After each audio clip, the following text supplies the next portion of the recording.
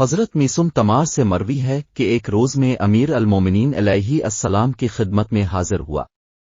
اب علیہ السلام کے ساتھ اصحاب کی ایک جماعت بھی موجود تھی کہ ایک شخص زرد امامہ سر پر باندھے کمر میں تلوار لگے حاضر ہوا اور بلند آواز میں کہنے لگا کہ تم میں کون شخص ہے جس نے تمام عمر میدان جنگ سے کبھی فرار نہیں کی، اپنی شجاعت سے دشمنوں کو زیر کیا، جس کی ولادت بیت اللہ میں ہوئی، جو اخلاق حمیدہ اوصاف پسندیدہ میں کمال کو پہنچا ہوا ہے، جو تمام غزوات میں محمد مصطفیٰ صلی اللہ علیہ وآلہ وسلم کا ناصر و مددگار رہا، عرب کے مشہور سورما عمرو بن عبدود انتر و مرہب کو قتل کیا۔ کون ہے جس نے در خیبر کو ایک حملہ میں اکھاڑا؟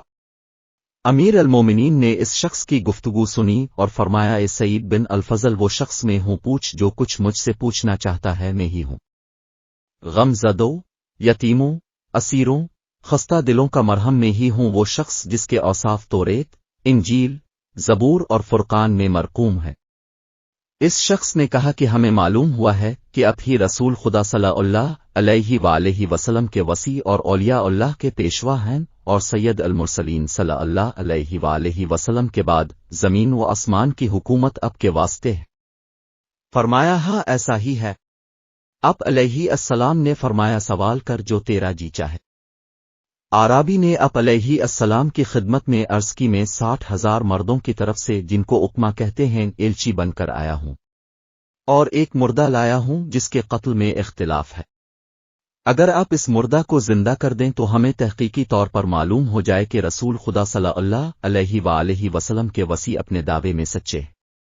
میسم تمار بیان کرتے ہیں کہ حضرت امیر المومنین علیہ السلام نے مجھ سے مخاطب ہو کر فرمایا، کوفہ کے گلی کوچوں میں منادی کرا دی جائے کہ جو کوئی علی ابن ابی طالب کی کرامات جو حق تعالیٰ نے انہیں عطا کی ہے اس کا مشاہدہ کرنا چاہتا ہے، وہ کل نجف میں جا کر حاضر ہو۔ میسم تمار بیان کرتے ہیں کہ میں نے آپ علیہ السلام کے حکم کے مطابق کوفہ میں منادی کر دی۔ دوسرے دن صبح کی نماز سے فارغ ہو کر جنگل کی طرف متوجہ ہوئے۔ اہل کوفہ آپ کی رکاب میں تھے۔ جب آپ مقام مقررہ پر پہنچے تو اس عرابی سے فرمایا، اس جنازے کو حاضر کیا جائے۔ آپ علیہ السلام کے سامنے جنازہ لایا گیا، کپڑا ہٹا کر دیکھا کہ ایک جوان ہے جو تلواروں سے ٹکڑے ٹکڑے کیا گیا ہے۔ آپ نے اس عرابی سے فرمایا، اس جوان کو قتل کیے کتنے دن گزر چکے ہیں؟ عرابی نے عرض کی، 41 دن ہو چکے ہیں۔ آپ نے فرمایا، اس کے خون کے طالب کون ہے؟ عرابی نے عرض کی، قوم کے 50 آدمی اس کے خون کے طالب ہیں۔ امیر المومنین علیہ السلام نے فرمایا، اس کو اس کے چچا نے قتل کیا ہے، جس کا نام حرس بن حسان ہے، اس نے اپنی لڑکی اس سے بیاہی تھی، اس نے اس کو چھوڑ کر دوسری عورت سے نکاح کر لیا، اس کی وجہ سے اس کے چچا نے اس کو قتل کیا ہے۔ عرابی نے عرض کیا، امیر المومنین علیہ السلام، ہمارا بھی خیال یہی ہے جیسا کہ آپ فرماتے ہیں، لیکن میں اس پر راضی نہیں ہوں جب تک آپ اس مردہ کو زندہ نہ کر دیں۔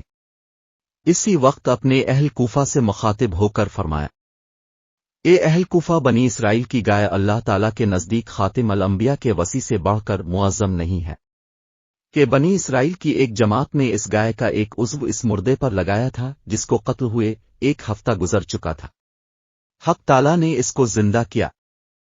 میں بھی اپنا ایک عضو اس مردے پر لگاتا ہوں جو اس چیز سے جس کو بنی اسرائیل نے اس مقتول پر لگایا تھا۔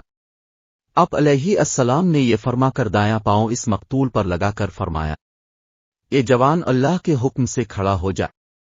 وہ جوان زندہ ہو گیا اور عرض کی، میں حاضر ہوں، میں حاضر ہوں۔ امیر المومنین علیہ السلام نے فرمایا، تجھ کو کس نے قتل کیا ہے؟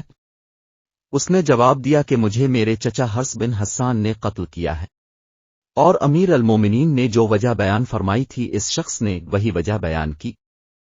جب تمام حضرات نے یہ عجیب و غریب واقعہ مشاہدہ کیا تو تمام حضرات جناب امیر المومنین علیہ السلام کی مدح و ثنا کرنے لگے۔ بعد ازاں امیر المومنین علیہ السلام نے فرمایا، اے عرابی، تم جاؤ اپنی قوم کو اس چشم دید واقعے کی خبر دو۔ انہوں نے عرض کیا، امیر المومنین علیہ السلام، ہم نے خدا سے عہد کیا تھا کہ جناب کی خدمت میں جدا نہ ہوں گے۔ یہ لوگ آپ کی خدمت اقدس میں رہے یہاں تک کہ جنگ صفین میں شہید ہوئے۔